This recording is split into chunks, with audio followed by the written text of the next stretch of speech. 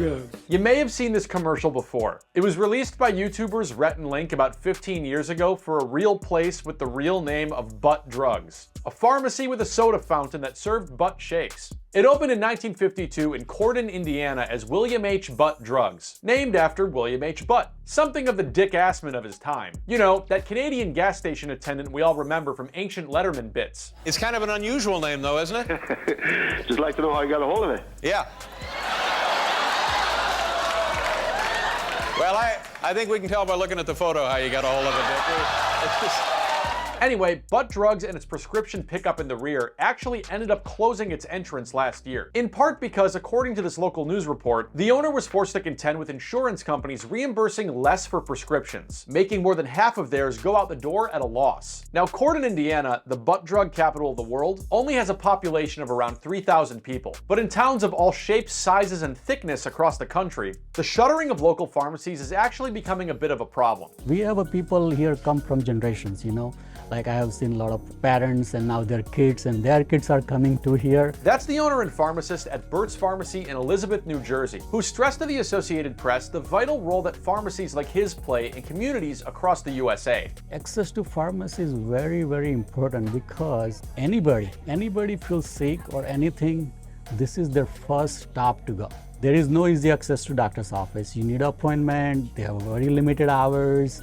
So anytime, any child or any adult, whoever's sick, where they're gonna go first? To the pharmacy. Right, but the thing is, if you need to go to a pharmacy, you need a pharmacy. Now, when Butt Drugs closed last year, that local news report said they were transferring their prescriptions to a nearby CVS. But one problem with CVS isn't that its receipts are the link to the Elder Scrolls. It's the fact that back in 2021, CVS announced plans to close around 900 of its locations over the course of 3 years, about 10% of its stores. Rite Aid is now planning on closing another 27 of its stores too, totaling around 550 as it navigates bankruptcy. And a researcher told the Associated Press that the conservative estimate of the number of pharmacy closures since 2019 in the US is more than 7,000. Now, as of right now, Cordon, Indiana still has pharmacies at CVS, Walmart, and Walgreens. But if you take a look at Cordon's zip code on this pharmacy access tracker the Associated Press built, the towns within 47112 serving around 17,000 people only has 3 pharmacies, or far less than 1 pharmacy per 1,000 people in the state, which itself has an average of far less than 1 pharmacy per 1,000 people. That effectively makes this zip code something of a pharmacy desert, something akin to a food desert, which, unlike in Tears of the Kingdom where you can easily find hydrating watermelons and entire marketplaces among the sands of the Gerudo Desert, is an area that has limited access to affordable and nutritious food, leaving locals to instead contend with the likes of dollar stores,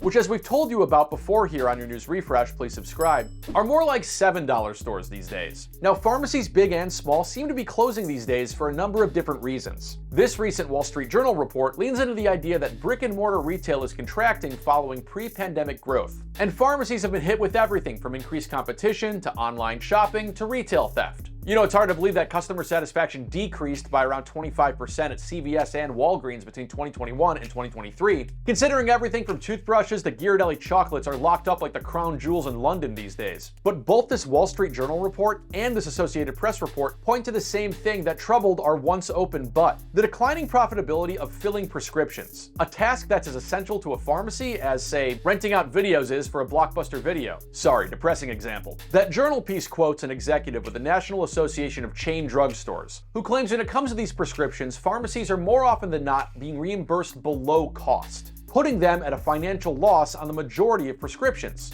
thanks to these things called pharmacy benefit managers, which are basically middlemen companies that go between pharmacies, insurance companies, and drug makers to figure out what people pay for drugs. For years, the Federal Trade Commission has actually been investigating these vertically integrated prescription drug middlemen, who have been accused of driving up drug costs while also making huge profits. But it's not just the price of your once daily Sotyktu that's the issue here. It's that when a pharmacy closes, the whole community ends up losing out. If you don't have access to the pharmacy, right, what's gonna happen? Emergency visit gonna go up. People gonna go to urgent care. Sometimes all they need is some over-the-counter medicine and they will get better. But if you don't have that access, or a nearby pharmacy that can guide them what to do, then yeah, it's gonna be hard. Some states plan to start studying the issue of pharmacy closures, according to the National Conference of State Legislatures. And this FTC investigation into pharmacy benefit managers is not only ongoing, but as of March, the head of the FTC said these middlemen companies aren't fully cooperating with their probe.